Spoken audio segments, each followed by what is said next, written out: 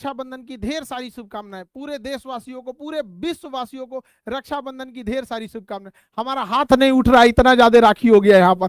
अब हमको ना एक बार अब जाके दिखाना पड़ेगा इसको खुलेगा कैसे यहाँ पर। एक बार कई आदमी मिलके लगेंगे इसे खोलने के लिए, क्योंकि अभी देखिए इस बार भद्रा भी लग रहा था, तो भद्रा लगने से पहले ही राखी को बांधना होता है या फिर भद्रा खत्म होने के बाद। तो हम लोग भद्रा लगने से पहले रक्षाबंधन को मनाएं, और अभी सारी लड़की लोगों को खाना पीना भी खिलाना बाकी है। इस बार तो रक्षाबंधन इतना ज्यादा हो गया, 7,000 से ज्यादा राखी क्रॉस कर गया यहाँ पे। जब राखी को खोलेंगे तो हम आप लोगों को काउंट करके बताएंगे, लेकिन लगभग अभी 7,000 से ज्यादा इस बार का रक्षाबंधन बन गया।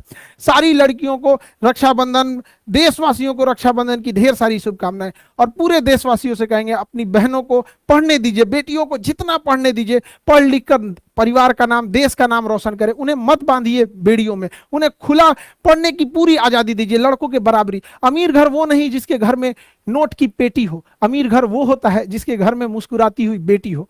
और लोग कहते हैं कि बेटियां ब्याह के दूसरे घर चली जाती है, ये आपकी गलतफहमी है।